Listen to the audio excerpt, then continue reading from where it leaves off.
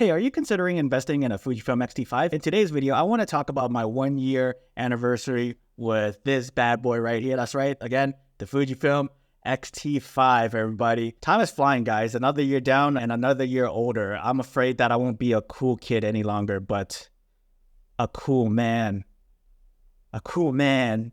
Freaking cool man.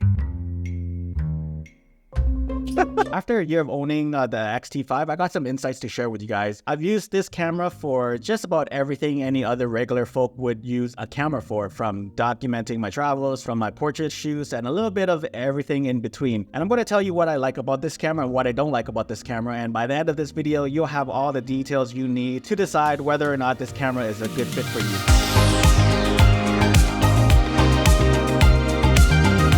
The first thing I truly love about this camera is its compact size. This is great for people who travel. This sheds so much weight off that your back will thank you. When I traveled to Italy, I took the X-T5 and a couple of lenses with me. And I also took the Panasonic S5 II with a couple of lenses also. Horrible idea, guys. I don't recommend you guys do it, especially in the summer months of Italy. That shit just gets hot real fast. 40 degrees Celsius, and all you want to do after you roam the city for like 10 minutes is go back into your hotel room and take naps until the night falls. Every time I would go out of my hotel room to explore the cities, I have to make a decision on which camera I should take that day. And most of the time I opted for the Fujifilm X-T5. It was much smaller to carry around, and being that the summer months is just filled with tourists, and the last thing I want is to have any of my camera equipment and gear just being bumped with other humans close to where I'm walking. They're like sardine close. Like I rub shoulders with them sometimes. I also traveled over to Spain where I took the X-T5 with a couple of lenses, and I realized that I wasn't getting that hand fatigue like I did with like a bigger full frame camera with a bigger full frame lens. So the size and the weight really is a plus for the type of traveling that I've been doing over this year. One thing that I feel I don't mention as much that I really start liking as time goes by is I do like the tilt screen on the X-T5. Yes, I did say that I was indifferent about this screen, but I realized the more that I use it, the more that I appreciate it. I like to crouch down a lot whenever I shoot portraits. You see this in my videos a lot where I'm doing the Asian squat and I'm just shooting on a slightly tilted up angle. I also use the screen to get low angle shots as well whenever I'm doing those street photography or what have you. Another way I shoot sometimes is from the hip. Sometimes it's nice just to look down with the screen already flipped out like this. So I do this and then I flip this thing like that and I just look down like this, and it's great. This is something that I am slowly starting to appreciate the longer I have this camera because I'm using it more. Since it's 1 year, are there any problems with the build quality or anything like that? Did anything break? Sensor problems, buttons and dials falling off? And I would like to say, aside from the typical wear and tear, the camera has been great. The button still feels good, the dials are still great and functional. Port doors didn't snap off, the ports work, USB-C works great, and the micro HDMI as well, so nothing is faulty. So overall, I've been happy with the build quality of the X-T5.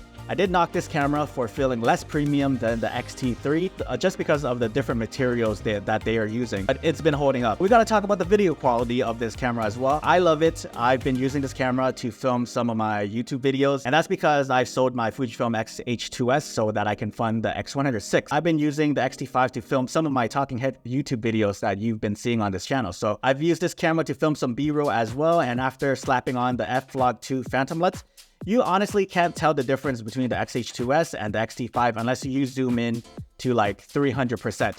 So for my content creation needs, this camera has been great. I gotta say that even though the Fujifilm X-T5 is photography first, it has great video specs that you can use to basically film anything you want. It does 6.2K 30p and 4K 60, and that's all I really need, honestly. I don't really need the 4K 120 or anything like that. Regarding if this camera overheats, out of the 1 year that I've been using this X-T5, there was only one time that the overheating warning sign came on, and I believe it was because the sun was shining directly on the camera, and this was around like 30 degrees Celsius. I also used this camera in Rome, and it was like 40 degrees over there. In Rome, the overheating warning sign did not come on during that time, which I think would have made more sense because, you know, higher temperature. It was like 40 degrees. It was like disgustingly hot. So I'm pretty sure it was because of the sun shining directly onto the camera that accelerated the warning signs to come on the X-T5. That was the only time that I've ever experienced overheating signs. So that being said, I think this camera dissipates heat really well, and I have no issues with overheating.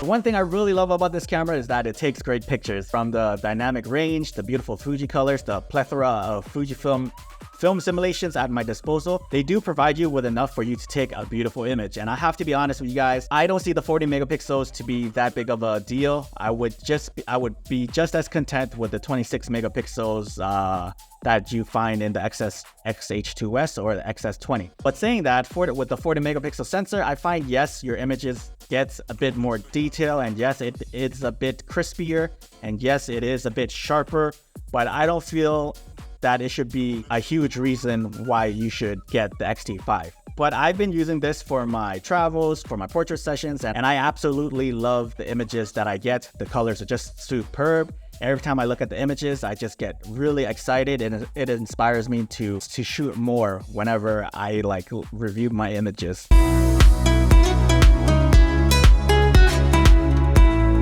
We gotta talk about the elephant in the room, and that is the autofocus. While yes, it has improved because of the new processor in the X-T5, I still think it's not as good as something like the Sony's or even the Lumix S5 II, both cameras that I have experience with. Now, before you guys flame me in the comment section, let me just preface this by saying that, you know, I try to be as fair and as balanced as possible when it comes to, you know, these reviews. I don't believe in tribalism. I don't believe in fanboyism or just, you know, sucking the teeth of a cameraman and thinking that they can do no wrong. But in fact, they can do wrong. And you want to criticize it. If you keep criticizing, these companies have no choice but to get better at making a better product. Is that a fair thing to say or not?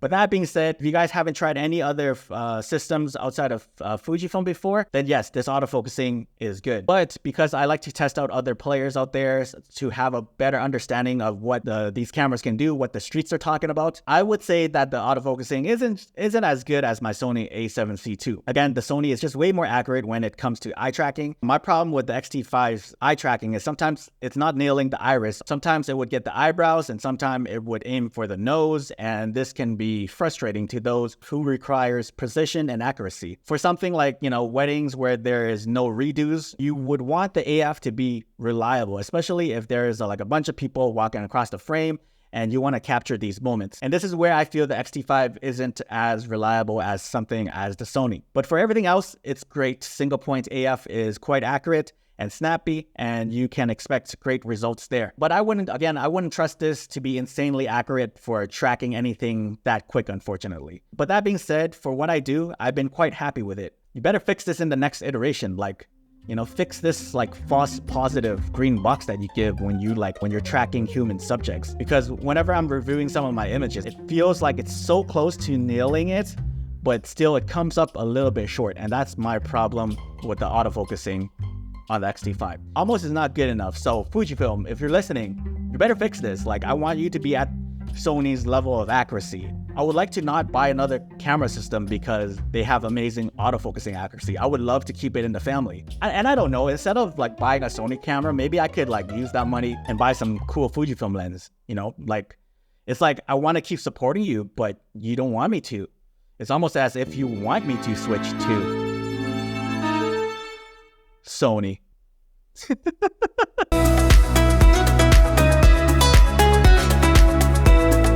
Despite some quirks, I really love this camera. Over this past year, I've used and abused this camera. No diddy. Mostly use this camera as my travel camera to document new and different cities that I visited. And it handles a lot of things that I've thrown at it, like street photography, couple session, pets, humans, travel photography. I traveled to several cities with this camera and was able to use this camera freely. This camera inspires me, and whenever I know that I'm traveling to like a new country, new city, I know that this camera will be in my kit. The video footage looks great, the photos that I captured looks great, and the colors are just so beautiful and it's just so good to look at. Skin tones look great on the X-T5, and I just love how this camera feels in my hands, and that's more true with the help of the small rig's hand grip right here as well. I don't know if you can see that, and I recommend you guys look into a small rig hand grip to make the X-T5 feel much better to hold in your hands. And I forgot to mention that the battery life is awesome for photography as well. You can get by with one battery and it's been great. The build has been great after using this camera for a year. No problems or no issues whatsoever. And I hope this video helps any of you guys out there that are thinking about getting this camera. It's truly one of my favorite cameras that I own. If you're interested in the X-T5 or the hand grip, or if you're interested in how I color grade some of these images I shared in this video, I'm going to leave all the links down in the description below. Consider liking and subscribing to this channel if you like Fujifilm content. But yeah, what are your thoughts on the Fujifilm X-T5? Are you guys rocking with this camera or not? And thanks so much